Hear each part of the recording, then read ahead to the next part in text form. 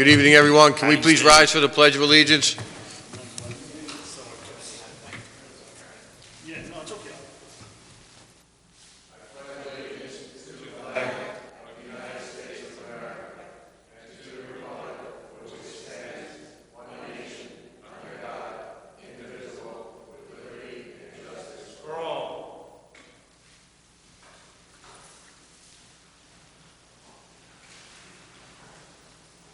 Well, thanks everyone for attending. Appreciate it. You okay, Mr. Nugent? Laptop's here. Okay. I'm sorry to say that I have to step down from the meeting tonight because there's been an inquiry into the election campaign when I ran for supervisor, and they're recounting the votes, even though no one ran against me. Are we in 4 years yet, or? Oh, man. So, I hear I thought it was something serious. yeah. So did I. All right. So, community announcements. So, first off, we have Cheryl Abernathy, and Cheryl, if you could come up to the mic. Cheryl has taken on this and dove headfirst into, have a seat, relax, headfirst into making sure that the cleanup in the cemetery is done in a manner which I had never anticipated, and I asked her to attend tonight so that we can meet those folks who have been handling it. They've been there just about every Saturday since June. Well, since July, but Heather and I have been there since June. Yeah, you guys have been there since June. They have done everything from clearing the brush out around the perimeter, cleaning the gravestones, making sure that if the grass was a little too high, that it was weed whacked around the tombstones and around the markers. They have gone well above anything I had ever anticipated, and our motto has been make an impact, and your whole group has done more than make an impact. We are very appreciative, and Mary Ellen unfortunately is not here, but she's been the one who has kind of been working with the state and Tom Sullivan as far as getting things in order to take over the town's oversight of the cemetery. Because like I have told you, officially we don't have, other than it's the right thing to do, we don't have any say truly in what goes on there as far as the state goes. But it's within the town, so we would have to accept that responsibility. So if you would like to say a few words and introduce, all those that have, been with you going through this project, we'd appreciate it. So Heather. Yeah, you either take the mic out. You can take your mask off and you could. So Heather and I. Take the mic out. Heather and I, we started this in June.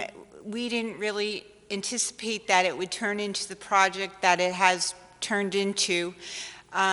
We asked for some help. Tony gave us some help. We advertised in the Photo News. The first time we met as a group in July, 20 people showed up, and Chris Clones and Julie Southwick, she's not able to make it today, but they've been coming every Saturday since July 11th, and I don't know if It started out as, okay, let's clean up the little memorial, the Veterans Monument there, and then, let's wipe down a couple of gravestones and get the lichen off and the moss, and next thing you know, listen, I think everyone should take a ride down there and see the immense amount of work that was done. They cleared that fence out that's along the right side where the small strip mall is, and our maintenance crew went in and they repaired the fence because it was, damaged, it was down. So it is really spectacular what you all have done, and I truly appreciate, as does this board, the effort that you've put in every Saturday. Thank you.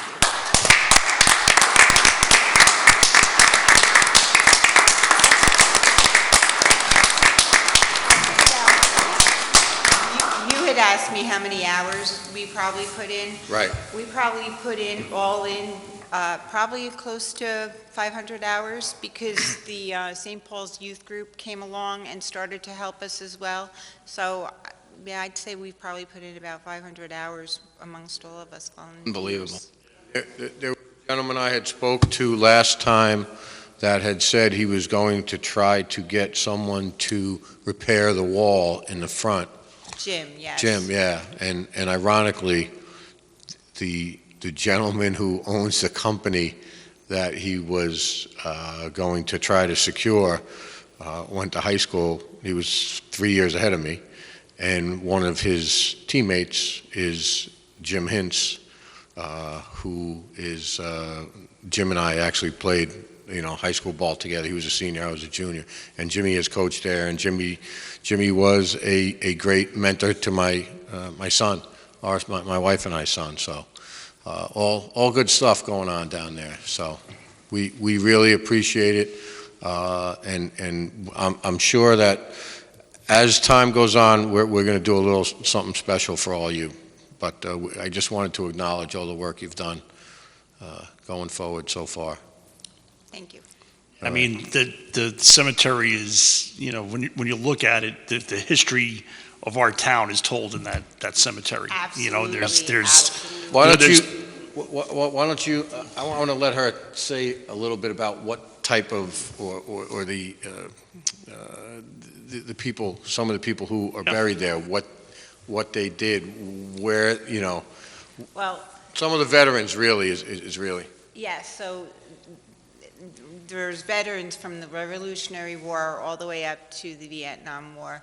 And we're talking Spanish-American War of 1812, all of them.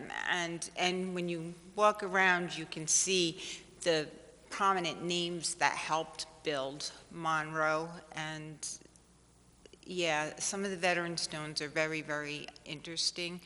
And the people that are buried there, it's an eclectic group. It's not like something you would, it's an eclectic group of people that were buried there. A lot of young people passed away. That was one thing that we all noticed when we were working, that there were a lot of young people that passed away in the early 1800s. And yeah, I can't tell you one particular person's name who stands out, who I know, but I know the people like Millspaw, people are buried there from Millspaw Furniture back in the day. They're there. There's a doctor that was prominent in the 70s, I think, and he's buried there. And it's really interesting. The Cranes, the Jones, they've been around since like 1600s, I believe. There's Mapes. They go back that far. I know Mike has a special connection there. I'll let you describe it. Yeah, there's 3 police officers buried in that cemetery, and the first one being Edward Dipple, who is a Monroe native, lived in the village, got killed during the draft riots during the Civil War. They brought him back up here. He was buried here. And then a couple of years later, his wife, who was buried next to him, actually got hit by a train in the center of town back when the tracks ran right through, I guess, what Stage and Lake is now. And She died there that way? Yeah. Oh, okay, because we Yeah. had the town historian come and he was walking around telling us. And what's really cool is with the grave that you are talking about, I guess the Police Benevolent Society, they come and they put flags there and. The they FOP, meet- that's Fraternal Order of Police, yeah. Mike is the president of that, so. Yeah, we lay a wreath set his grave, and then the other 2 officers' graves, of course, Jason Conklin, who, still has family here.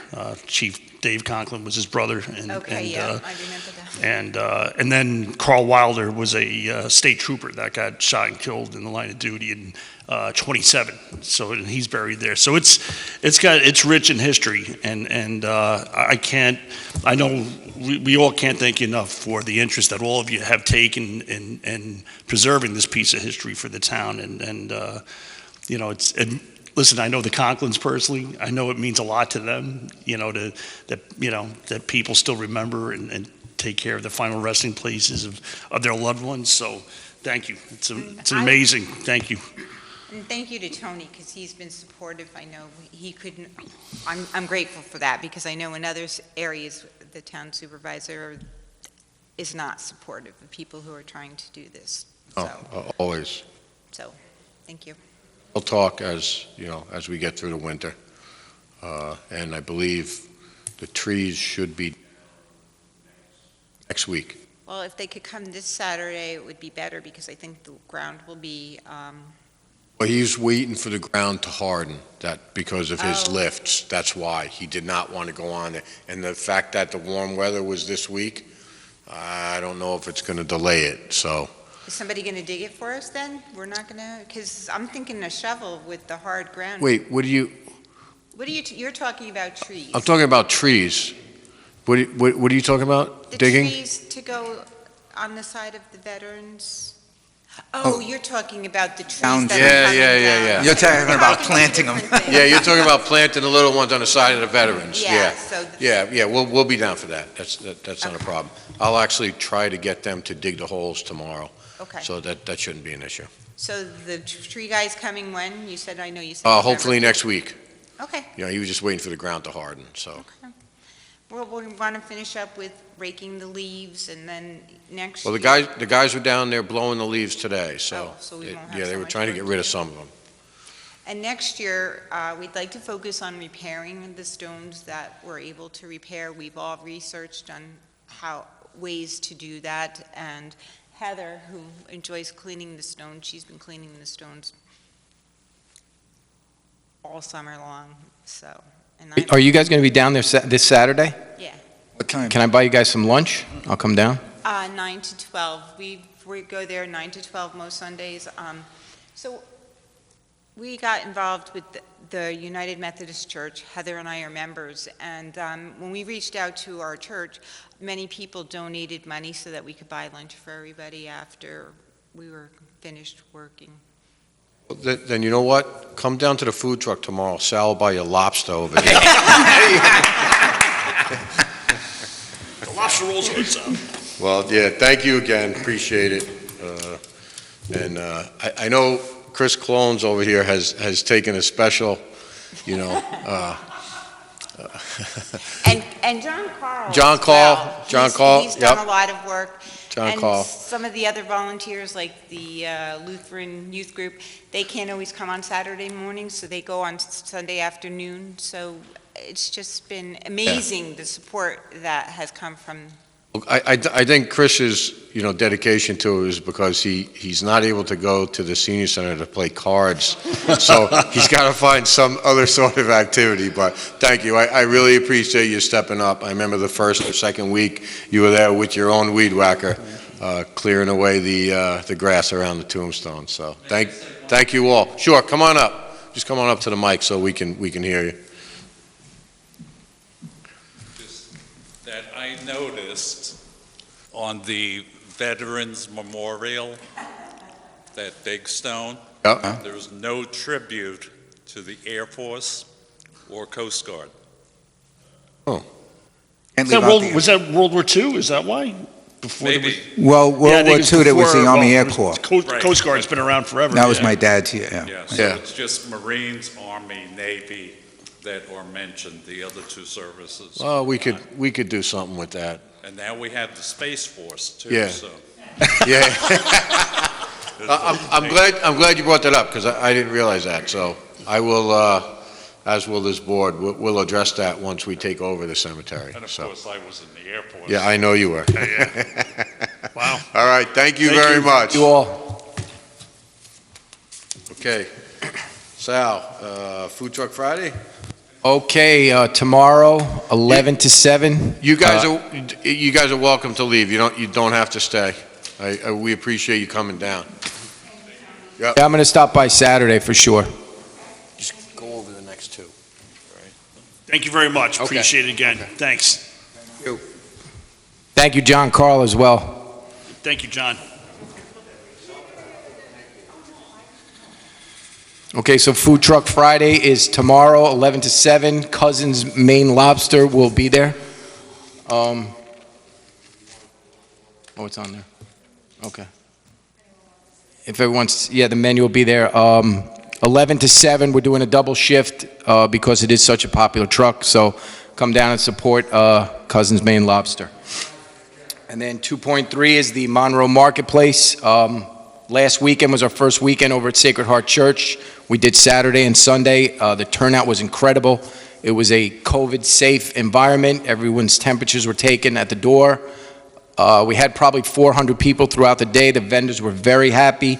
We'll be back this weekend. We'll start tomorrow, Friday night, 5 to 8. Saturday is 11 to 7, and Sunday, 10 to 4. 40 vendors. We're sold out this weekend, so come down and support it.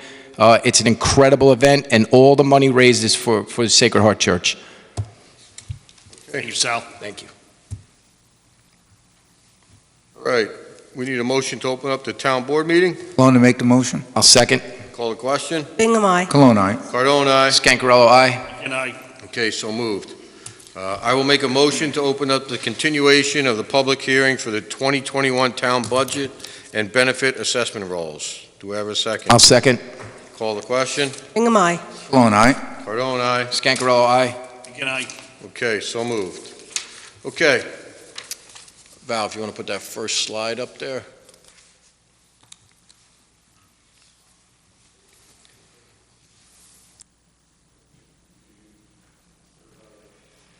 Budget, so, our screen.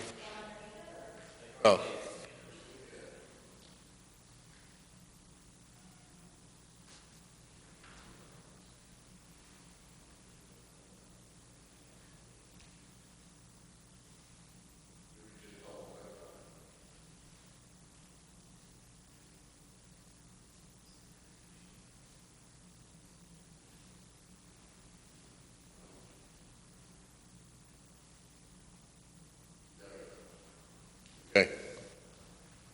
So, right now, our preliminary budget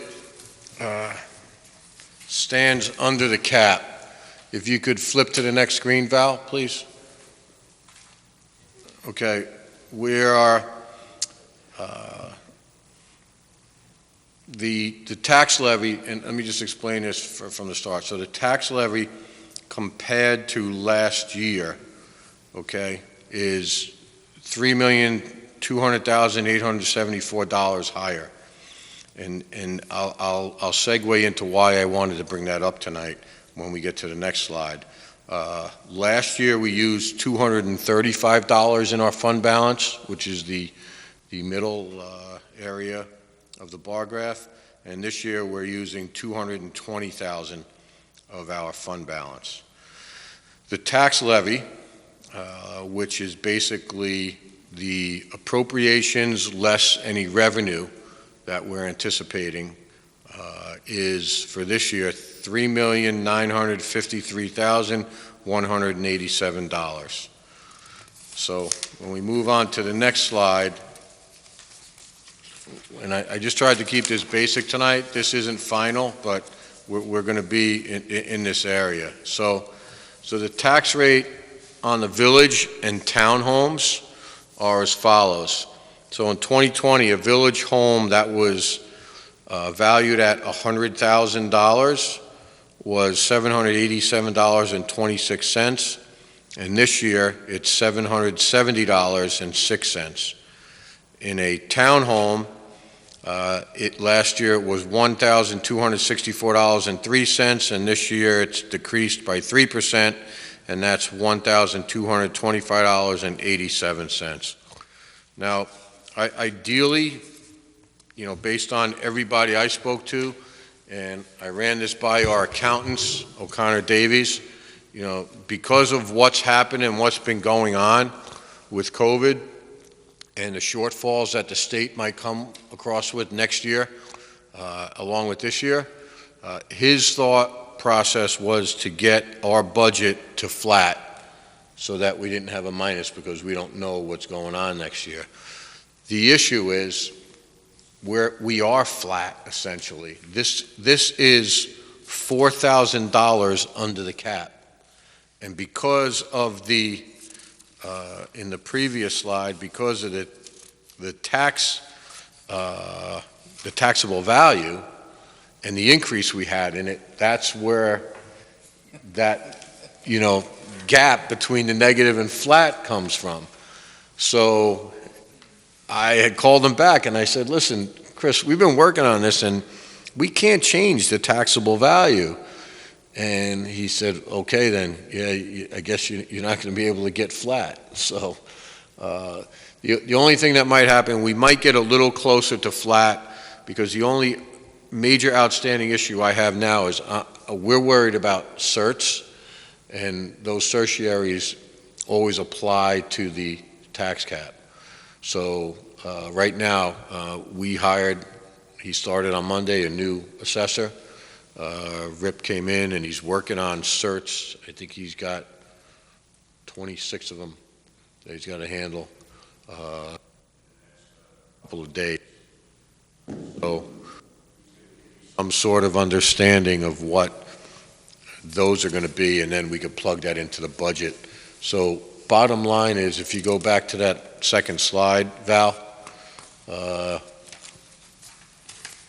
I'm going to say it's going to be about 1.5% decrease in the village, and maybe a 2 to 2.25 decrease in the town. So, because we would have to be under the cap by approximately what we think the certiaries would require us to pay back. So, that said, you have a copy of the budget in your hand. If you have any questions, we're going to close the public hearing for any vocal comments after tonight. People could write in on it. But that said, it was a great effort on our finance department's work, along with Jen, my secretary, and help from both our accounting firms, the M Group and O'Connor Davies, that got us to where we are today. So that said, anybody got any questions? Did anyone sign up to speak? Signed up. No one signed up? Okay, Supervisor, I got a question. sure. So what was the, how much did we lay out for COVID? Not exact numbers, for COVID-related expenses since March when this whole thing started? Somewhere around, if my memory serves me correct, and I could research it, about $250,000. But that's been reimbursed yet, right? Well, we're working with FEMA now. FEMA has approved approximately $40,000 of reimbursement out of 250, but that's the game that they have played, and our grant writers and our FEMA consultants have, basically said the same. Listen, you're going to appeal it, you're going to get it. Like for example, we had to buy some computers for people that had the ability to Zoom and work from home, and they were like, well, no, that's just an upgrade. And it's like, no, it's not an upgrade, it's a necessary upgrade. It's something we had to do so people would be able to communicate, because you can't meet, so you have to, create an alternative to it. So that's just a typical example. There was something else that was like so basic to COVID. It wasn't sanitizer, it wasn't wipes. Oh, I'm sorry. It was the actual sanitization of this room and the courtroom once things happened. And they were fighting us on it, because they said, well, you have a cleaning contract, and that's just an upgrade to the cleaning contract. So they're confident we're going to get somewhere around $175,000 be reimbursed for. So, and just so everyone knows, one sec, Rick. So today, Anne-Marie and Jen went over to Home Depot, and Home Depot donated, it's got to be a few $100s worth of supplies, wipes, sanitizer, soaps. So Home Depot's been phenomenal with us. Go ahead, Rick, I'm sorry. No, it's okay. It's just a Herculean effort on your part, Tony, and everybody in the town hall to try and get all of these little ancillary things done, and it all adds up. And we're also taking a big hit on the sales tax as well. Yeah. So all of this is compounded, and for them the state not to come back and help us out as much as possible. And I know the whole state, even the county is hit hard on sales tax. It's just one thing after another. This is a very interesting year, to say the least. And I think you're doing not a good job, not a great job, but a fantastic job on this. Well, and getting everything together, so I you and the team. I it's great. appreciate that, but, we also have to give our department heads a lot of credit, because as soon as this hit, we put out an email saying you got to cut your expenses by 20%. There was actually fear there, because some of them thought I meant salaries as well. And I was like, no, just your spending expenses. So they've done a great job doing that. And listen, we'll get through it. It's just another challenge and obstacle that we have to overcome. Makes us that much stronger. Yeah. And I got to tell you, so when this first hit and we were looking at losing $450,000 to $500,000 in sales tax, which the number is probably going to be about, I'd say, $275 to $300 when all is said and done. The fears that I had were that, okay, we're losing that money, and how are we gonna make it up? But obviously we didn't spend as much. Yeah. And that was presented, in the prior meetings presentation. So listen, we'll get through it, and we'll make things as palatable as we can for our taxpayers, because that's really what we're supposed to do. I mean, I got the highway guys calling me up to ask if they could buy. They had to buy something. I forget what it was. It was like, yeah, they're afraid to spend money. I was like, no, it's all right. It was like $300 or $400. But you know what? That's a good mentality to have. It's excellent. It's excellent. There were no cost controls or spending controls in this town. No. And a lot of times what happens, and I know you're probably privy to it, you too, Mary, that in years past, people said, oh, it's November, you better spend the balance of your budget. I hated that, yeah. And I've never been one with that mentality, because, when we were running the Park Commission, that all went into the fund balance for us, and then we were able to make major improvements. So, people shouldn't be afraid that if you don't spend it, you're not going to get it back next year. You're going to get it back next year, as long as, we're able to do it. If COVID, didn't exist, we would have been able to do it fully. So, but every department cut their budget in some shape or form. The Park Commission came in just over $30,000 less on our part. So that's $60,000 total. But they had a little fund balance that they could carry over, so all good. It's an incredible job, honestly. Budget. So I'll present you the final one next meeting, and we'll approve it. But what I'd like to do is close the public hearing to comments, with the exception of written comments, until November 15th, do 16th. Second that motion. Any discussion? Call the question. Bingham, aye. Blown eye. Cardone, aye. Ancarello, aye. And I. Okay, so moved. Motion to open up the continuation of public hearing for local law 3, amendment to chapter 57 of the town code to regulate rental properties and transient housing. On a second. Call the question. Bingham, aye. Blown eye. Cardone, aye. Ancarello, aye. Again, I. Okay, so moved. So I actually had a good conversation with, I'm drawing a blank on their names, what? Isla and the other gentleman, his partner in the house over there. We talked about the different aspects of renting a home and the economic factor that is attributed to people coming up and renting the home and spending money in the town. And as we hashed things back and forth, we came up with the understanding that they're going to try to create a committee of like 3 or 4 homeowners, and if it's 5 or 6, it's fine. And they're going to make a presentation to, myself and then to the board. And what we'd like to do is, if possible, and they think it is, create a little tour that the board and anyone else who would like to would do to all the different homes that they can secure to get a tour of that are Airbnb or, VROB, whatever they are. They're very receptive. They were very understanding to some of the problems that we're dealing with now with respect to these rentals, and they are extremely concerned that rentals like that would kill their business. And it's a good point. It's a really good point. So they're very understanding. We're going to try to get together in the next week or two.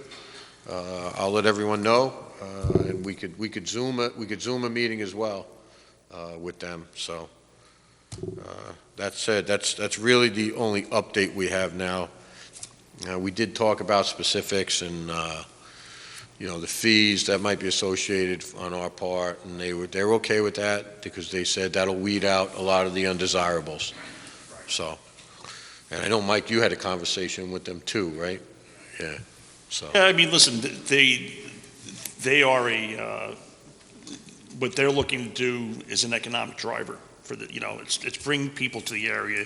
They're going to spend money at restaurants. They're going to spend money going out in stores and things like that. It's not, bringing up people, bachelor party, a house party that's unregulated and unsupervised and leads to quality of life concerns, in some neighborhoods. So, and that's what we're looking to deter. And that's, those are the issues we have. But listen, these are, they are, they're the poster child of what you want in a a VRBO or an Airbnb type thing, and we want to foster that. And they're good folks, and we want to do what we can to help them along. Public comment. No public comment? Okay, so I'll make a motion to keep open the continuation of the public hearing for proposed local law number 3, amendment to Chapter 57 of the Town Code to regulate rental properties and transient housing. Second. The date would be November 16th? The day is November 16th, 7 p.m. or immediately thereafter. Call the question? Bingham, aye. Cologne, aye. Cardone, aye. Ancarello, aye. Good night. Okay. Next up, we need a motion to open up the continuation of public hearing for proposed local law number 4 to amend Chapter 23 of the Town of Monroe Code for Building Construction Administration. Make that motion. I'll call the question. Bingham, aye. Cologne, aye. Cardone, aye. Ancarello, aye. Good night. Okay. No public comment? When I had emailed Mr. Nugent on this morning. Yes. You got my return email, right? Excuse me? You got my return email? Yes. Yeah, okay. Yeah. Yeah, So we were going to do 1 through 4, I believe. What's that? 1 through 4. Yeah. Yeah. Okay. And then if you wanted to check into 5, I don't want Nugent wasting his hours checking on that, I don't think you need to bother with 5. I mean, the number came out of the state code, $1,000. It's not something the town chose, or that's the state code language up to the 1,000, but the recommendations from the building inspector, so if we're going to change that, I'd talk to him first. Yeah, and I did want to talk to him about this, but But Ben's Excuse on me. vacation this week. yeah, he's on vacation this week, so. Right. So, I mean, if you could just answer Mary's questions if you haven't already. I haven't checked my email. I think most of them, the other ones are sort of technical changes or typos, but until we get, to the final product, let's, get it in order, and then we can deal with the section numbers or filling in, what sections are going to be in there, because some of the stuff may be removed. So until you guys are satisfied with the statute, then we can make sure that the numbers all line up, so to speak. One concern I have is the fees, because in the past we've talked about other sections of town code, and we've always added them onto the fee schedule. So you had said to discuss it with the board, whether we should change the language in the proposed law. I to don't say see a it's- problem with that. That's just referring, instead of talking about the fees, specifically saying as set forth in the town fee schedule. I don't think that's an issue at all. Would be a simple minor change. Okay. Yeah. Yeah. Thank you.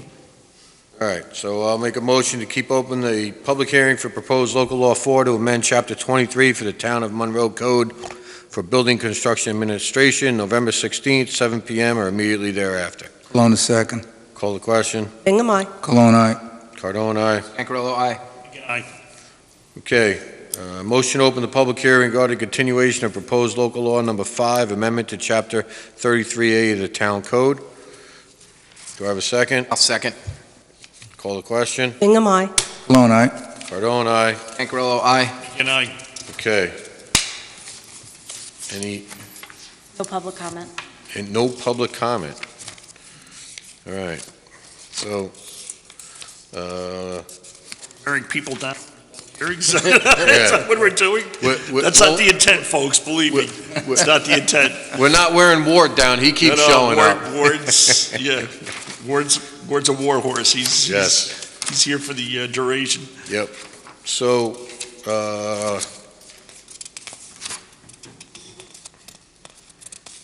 so this is what,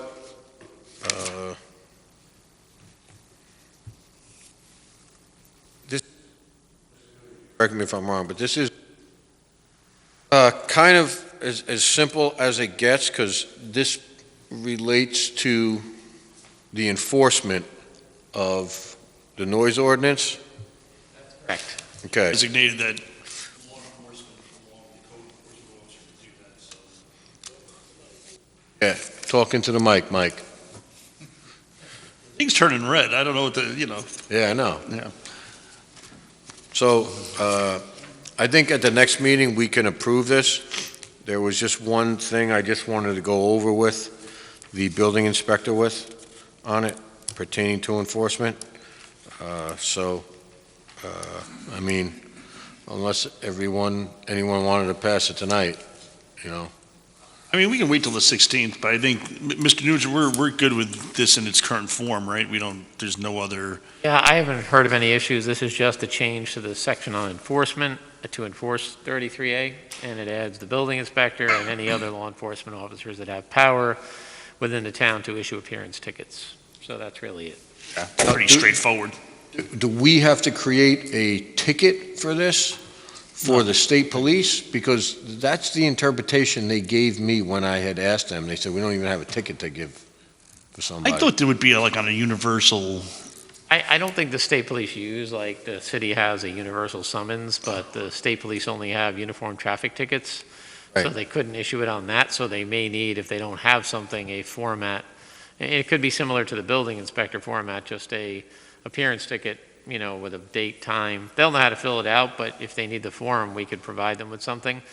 My suggestion would be to use the same form for the building department and the state police so that, they're consistent. Well, maybe we should hold it over till Yeah. November 16th, and then you could speak to Ben as well. Okay. All right, so I'll make a motion to keep the public hearing regarding the continuation of proposed local law number 5, amendment to Chapter 33A of the Town Code open for November 16th at 7 p.m. or immediately thereafter. I'll second. All right, Mary. Call the question. Bingham, aye. Cologne, aye. Cardone, aye. Ancarello, aye. Again, Okay, so moved. Okay, audit of claims, item 5.1, general abstract number 20-25 from the general fund. The total amount of checks issued was $360,509.30, and those check numbers were 26223 through 26275.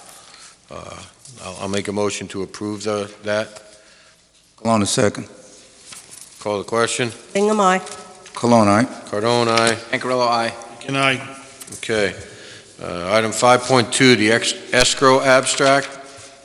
Be it resolved that the Town Board of Town of Monroe requests approval of abstract 20-15, escrow containing checks number 1936 through 1938, totaling $12,090.92. I'll make that motion. Bingham to second. Call the question. Bingham, aye.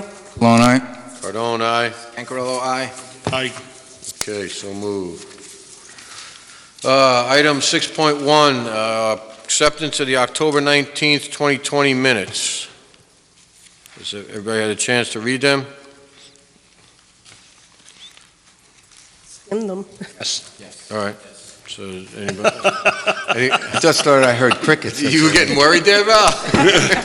Anyone like to make a motion to approve them? I'll make that motion. Okay. Call the question. Bingham, aye. Cardone, aye. Scancarello, aye. Again, Okay, so moved. I thought there was a trick in there somewhere, like, you put something false on purpose just to see if Like we're a reading key it, word that we could pick It's like- up. Thought you're doing the Jedi mind trick on us or something. So. Okay. All right, next item up is 7.1, the town hall server replacement. So we have had an issue with the server for a number of months. It's been a little sporadic. A couple of computers were down the end of last week, Val, was that? Yeah. So our IT came down. It's an old server. It's probably 2 years past its life. So we got quotations, which are off a state bid from New Windsor IT.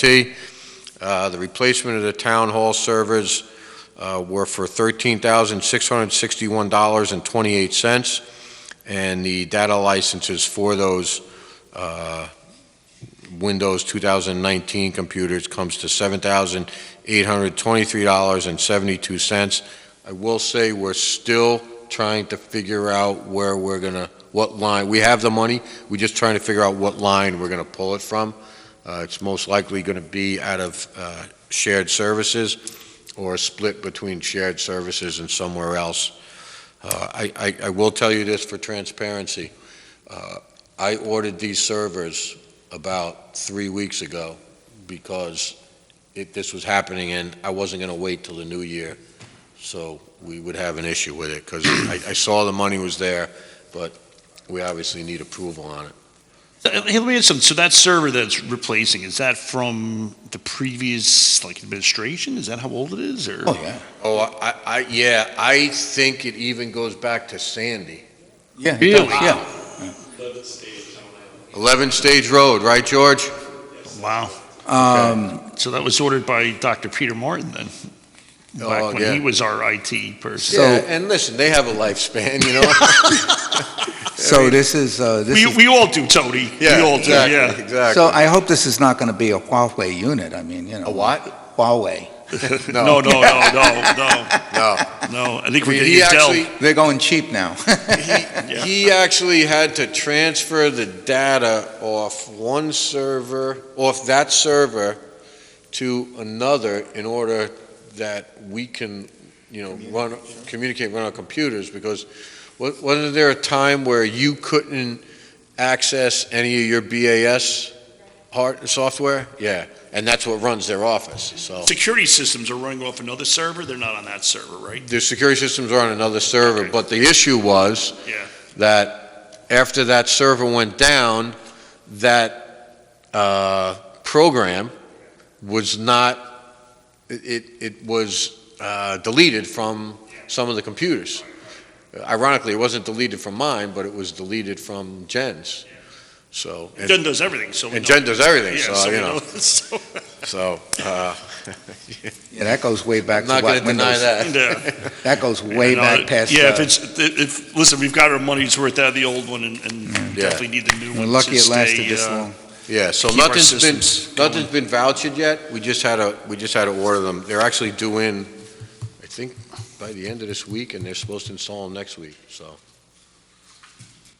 That's where we're at. So, we just have to make a resolution to approve the spending of that. So, I'll make that resolution. Cologne, a second. call the question. Bingham, aye. Cologne, aye. Cardone, aye. Scancarello, aye. Good night. Okay, so moved. Next up is, we have a certificate of designation for the Association of Towns, which is most likely going to be virtual. I'm not sure how they're doing this, although the Orange County Association of Towns has talked about having some sort of meeting somewhere that is big enough to hold us. So we just have to designate a voting delegate and then an alternate. So the past 2 years, it's been Rick and I, so. think you make a good comment. Yes, we do.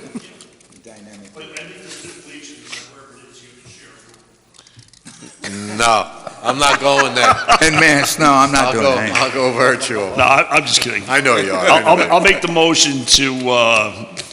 the motion to designate the supervisor and acting supervisor as the delegates. Okay, I'll second. call the question. Bingham, aye. Cologne, aye. Cardone, aye. Ancarello, aye. Again, Okay, so moved. Next up is 7.3. We need to approve payment of the 2021 dues for the Association of Towns of the State of New York for $1,500. Cologne to make the motion. I'll Bingham to second. second. Sal beat you, Mary, sorry. Call the question. Bingham, aye. Cologne, aye. Cardone, aye. Ancarello, aye. again, Okay, so moved. So, before you, you have a list on item 8.1 of the employees and the number of vacation days that they have left that are unused for 2020. Last meeting, we discussed the possibility of carrying over some time, whether it's 4 or 5 days, or another number that this board seems to be fit. So you got two lists there. The other list is, you got to flip a page, I guess. So you got that one, and or you got two of them. Okay, all right. So what's the flavor of the board here? I have a question. Ben's on vacation now, but he's listed here as 8 days. Is that not included in this total? This was done prior to that. So he's going to be less than 8 days now? Yes. Okay. See, my issue is that some of these people hardly took any vacation days all year, and they've worked straight through. I mean, I don't want to see anybody, miss their time. We've allocated for that time. It should be a carryover. This is extraordinary circumstance. Yeah. I don't want to see anybody, lose vacation time because they were, doing what they were supposed to do and really going on that extra mile. I mean, you see people here with 10 and 12 days and 14 days, they didn't take vacation at all. So I feel that, I don't know how the rest of the board feels, but I think that shows a lot of dedication, to this town. But it's also shown that taking a vacation during a stressful time is actually good for people. We still have November and December, so I hope that some of these people will take some of that vacation time. I agree. I'm just saying that Yeah, I know people like to travel and stuff, but still, even if you just take a nice ride in the country, it's less stressful.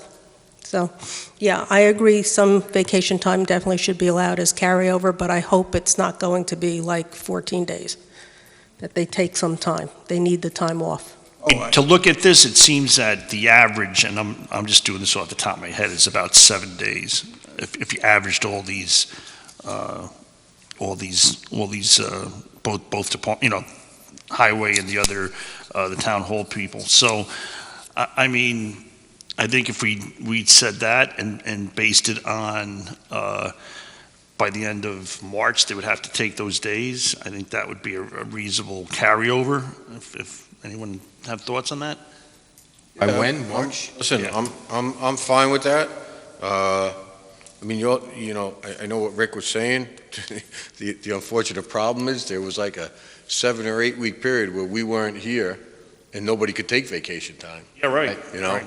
Yeah. So, that played into that number a little too. I mean, I think it's only fair we afford them the ability to, kind of maybe use them. So, I want to make a motion.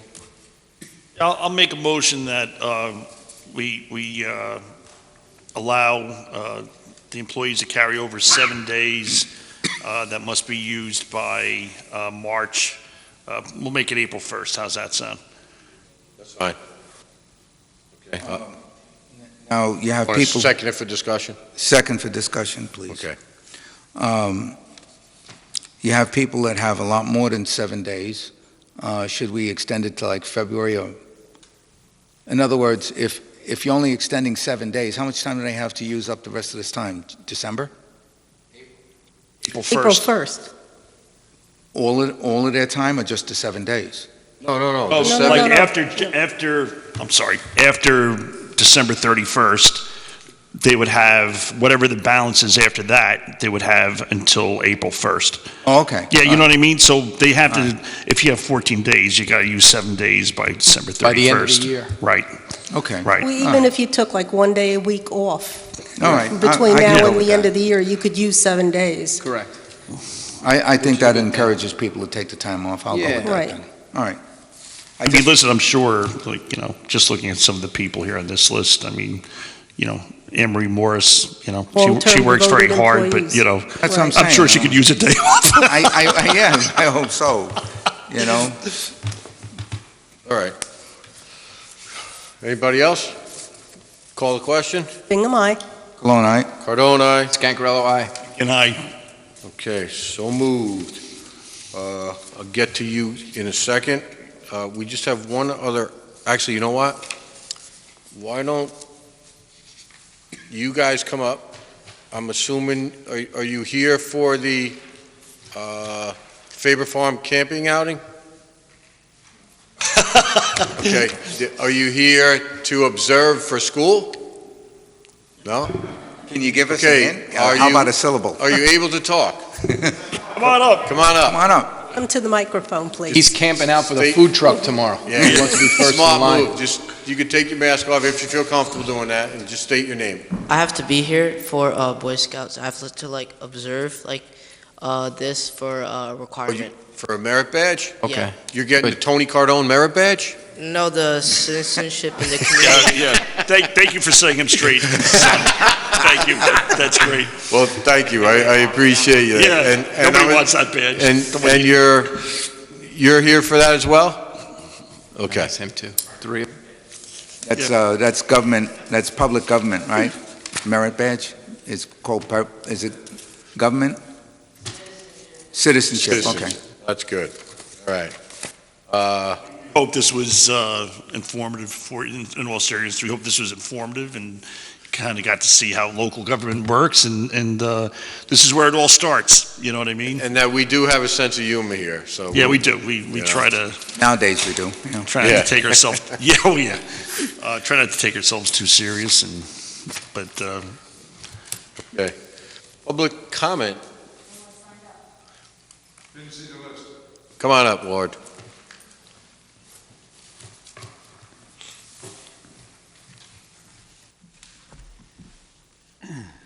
Ward Brower, private citizen. Thank you. Just two things. Joe Corona and I went to represent the town of Monroe at the Moona Creek Watershed Intermissional Council. Interesting concept. A guy named Bill Schuster presented a thing called conductivity. Now, it sounds like something out of physics, but what it translates into, it does affect all of us who drive cars, motorcycles, whatever. As society took over this country, and with all improvements, we tended to set up certain preserves for wild animals, Black Rock Forest, Sterling Forest. The problem comes is, as you get infrastructure, mainly interstate highways, they become a barrier. So these populations become isolated. And the ones that really get isolated the most are the predators, the bears, the coyotes, and believe it or not, bobcats. Now, I have not seen a bobcat. In fact, I haven't talked to anybody who has ever seen a bobcat. The only reason I know that I've seen one here. Yeah. I saw one at Harriman State Park about. No, I mean right here. Oh, no, yeah, no. In Monroe. But they do. And the reason we have evidence of because of trail cameras. Bobcats seem to have a propensity to stay away from highways and human people, but they're a necessary part of controlling the rapid growth of populations such as deer and other Beavers. Right. So what's happening now is this conductivity program It starts at all levels, federal, state, and even county. So when you get a major infrastructure such as a thruway, they will have animal crossings. Rather than just put a sign up saying deer crossing, watch out, no, they'll make either underpasses or overpasses. So this allows for the migration of both predators and the animals. It helps to put nature back into function where it controls itself. Interesting concept. The other concept, this wasn't from the Mudna, but this is from my trade magazines. Now, I was under the belief, wrongly, that cold weather solves our tick problem. What happens is the only problem is solved. I was too. The large tick, what commonly called a dog tick, they are regulated by cold weather. But the ones we call deer ticks, now Sal, don't get excited. I'm excited. It's also known as the BLT. But this is black-legged tick, deer tick. That problem with that tick is, stays around year-round. It hides under the leaf matter, and it will grab you and hook on to it's looking for a warm-blooded creature, and you happen to be it, you're in trouble. Not only does it spread Lyme disease, it spreads 4 other equally nasty pathogens. So this is, as a public service, year-round diligence, check yourself, do the deets, the whole 9 yards. Those are the concerns. That's it. So you're going to that Mudna meeting, or is it virtual? Virtual. Oh, it's virtual, okay. Yeah. All right. Well, if there's any expenses associated with it, you have. Well, only our annual dues are covered by, we're working it out. You and Joe, I guess, are working out where we have our annual assessment dues. Your annual what? Annual dues. Oh, okay. Yeah. That's the only expense we have. Okay. We approved that already. We approved that already. Yeah, so that's been covered. Yeah. Okay. Ward, thank you for that valuable information. And Sal, BLT. Calm down. I'm going to write that down. All right, Ward, I'm going to comment on your concerns. Yes. Not only the conductivity limits the range of the predators, it also reduces their gene pool. Oh, yes. Because you're not having an intermingling of different families or males and females traveling through those areas. So if one species becomes susceptible to some kind of illness, you could wipe it out very easily. This is what's happening now, we're experiencing with the deer. Yeah. The deer. Now, when you get high populations of any kind of organism, you set yourself up for a viral attack. That's universally applicable, everything. And like I said, cars are not very effective at reducing deer population. They're very costly, but they don't really work that well.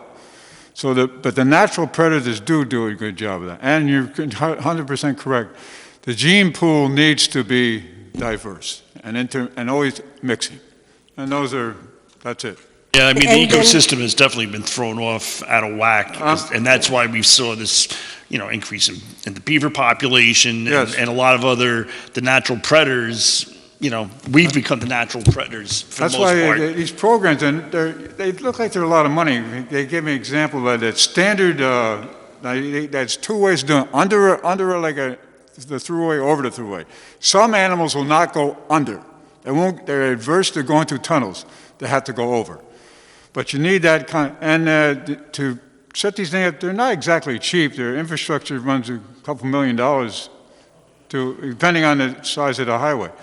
But when you look at the other factor, as you related to, and Mary did, when you can reduce all these automobile accidents due to running into wild animals, that sort of is a payback in addition to everything. So it's well worth the money well spent. When we set up the infrastructure 50, 60, 70 years ago, we had no concept that we were creating these barriers. And we've all been paying the price. Guys who pay the biggest price are probably motorcycle riders. They're extremely vulnerable to it. So. Another thing, the ticks not only live in tall grasses and leaves, they love stone walls. Anywhere where it's moist, where they don't like dry, exposed sunlight. They're like viruses. Like viruses. They are. Good point. They're nasty critters.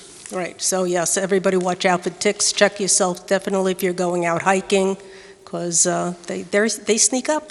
You don't know it, and next thing you know, you're not feeling well, and you've been bitten by a tick, and you have not only Lyme's, but like babiosa and some of the other diseases as well. So thank you for that information. And I've noticed one thing over the years, being old, that some people are naturally attracted to deer ticks or vice versa. Some people they don't like. I'm personally and not attracted to mosquitoes. deer ticks. Some people, I mean, some people are like a magnet. Yeah. Mary knows because we used to go on walks, joint walks. I'm not going to mention the person's name, but that guy was like a magnet. The rest of us would go through no ticks at all. He would come, eat up all over his arms, legs. Oh, my God. I said, I'm walking with you, guy, because the deer never bother me. They're going to bother you. So. Ward, I think I know what I'm going to get you for Christmas.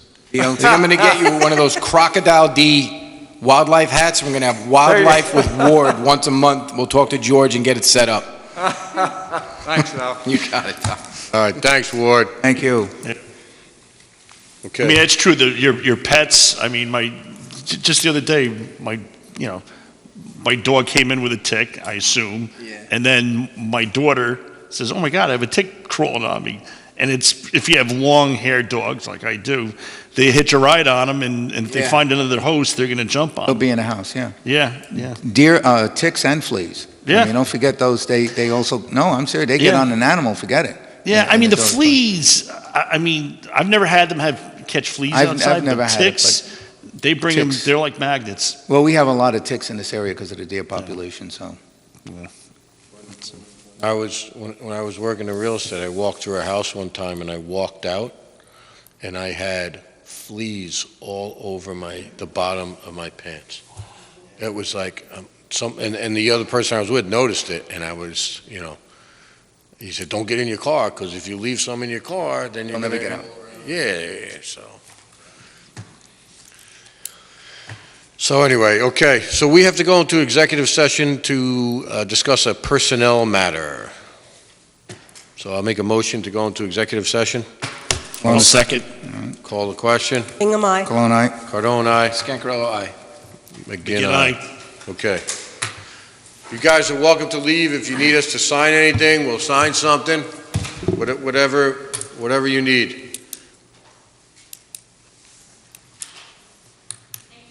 Oh, you're welcome. Thank you. Tony, there's there if you want.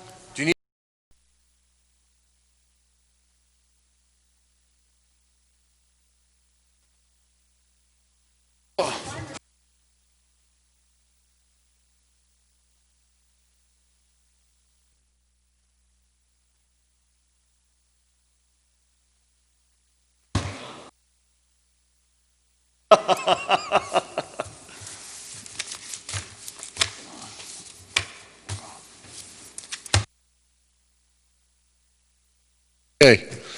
I'd like to make a motion to come back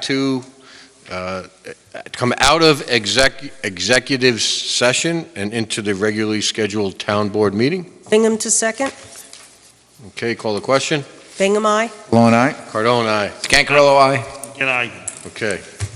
So the only, we did have some speak of personnel matters, no decisions were made, but we do have to approve the 2020 Town of Monroe tax levy in the amount of $138,851.10, and those are for all unpaid water bills from this past year, and they will be reassessed on those that didn't pay on their tax bills in 2021. So I'll make that motion. Cologne, a second. Call the question. Hingham, aye. Cologne, aye. Cardone, aye. Scancarello, aye. Good night. Okay, so moved. Any other business before the board? Nope. Okay. Thank you all very much. Appreciate Motion it. to close the meeting, right? Motion to, go ahead. Motion by Councilman Cologne to adjourn the meeting. Hingham to second. Call the question. Hingham, aye. Cologne, aye. Cardone, aye. Scancarello, aye. Good night. Okay, so moved. That's all, folks. That's all, folks. Thank you.